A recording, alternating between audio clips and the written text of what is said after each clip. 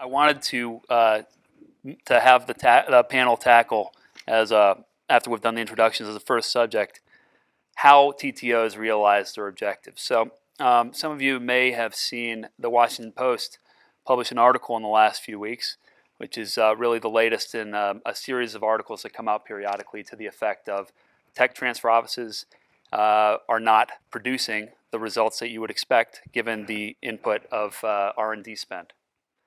But is that the proper measure for a tech transfer office? And if it is, then what is actually preventing TTOs from realizing those objectives? So let's turn first to Myron. From MIT's perspective, would you say that licensing revenue, irrespective of context, is a useful metric for success? And if not, then how else would you measure MIT's success? So I think on one hand, obviously, revenue is something that we track and report, but I really think it's just part of the story. I mean, our job really is to get technology out of the lab and into the hands of people that are going to do something with it, commercialize it, provide a service, and turn it into products. Now, as part of our licensing, we may take equity, we may get royalties, and so the byproduct of that success can be revenue, and we certainly track that, and we put that back into the ecosystem. It goes to inventors, it goes to the labs that generated the IP, and it goes back to the university. So I would say that it's not something, the revenue piece is not something that, when we come into the office every morning, that's the top of our list. The top of our list is finding the right people, whether it's the team that invented the technology or whether it's a company or a startup that wants to utilize that technology to really create an impact in the marketplace. And so again, the revenue is a byproduct of that success if we do that well. Reese, what are some metrics that Florida Atlantic looks to when it's trying to determine whether it's succeeded in its licensing efforts? A lot of it is driven by statute and some of the administrative requirements that come from the Board of Governors for the entire university's system. So they do look for a number of disclosures, a number of formal licenses. They do look at revenue. They track that. A number of spin-out companies. A side note, one of the gripes I have is that they only qualify a spin-out company if it is from university licensed IP.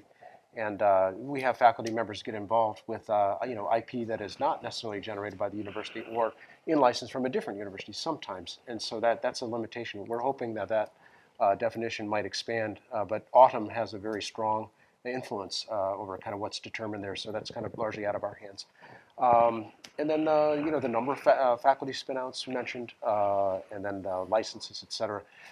It's somewhat narrow within the field, I would say, and I think that partly much of the kind of history of how commercialization is understood in the university context was driven specifically from licensing.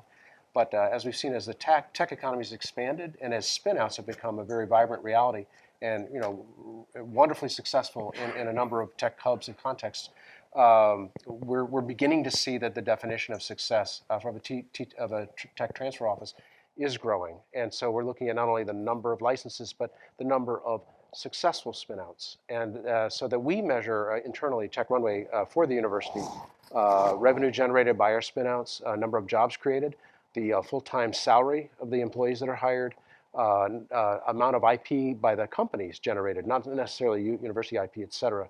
So we're trying to take a broader view of on the kind of the farther end of that spectrum. If it starts with phenomenal university research, turns into disclosure, a patent, a license, what happens with the license in the company context outside of just a license to a corporate licensee? Now, Roger, you touched on this when we spoke a few minutes ago, but university-affiliated entrepreneurs turn to you at times after they have at least begun to amass an IP portfolio. What do you see when you look into the existing relationships between your clients and TTOs?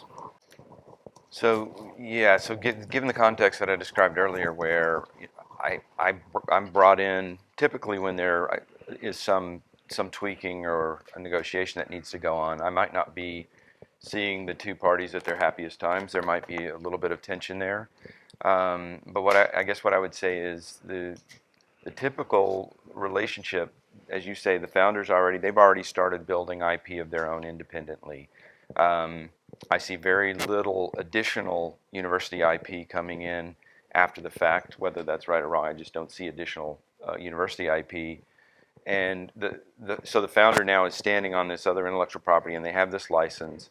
And the main sort of back and forth is them fulfilling their obligations. They have quite a bit of, probably for a lot of the reasons you named, but they have progress reports that they have to file, and they have marketing plans that they have to give. And then if they're successful and have a product in the marketplace, they're obviously doing royalty accounting and that kind of thing.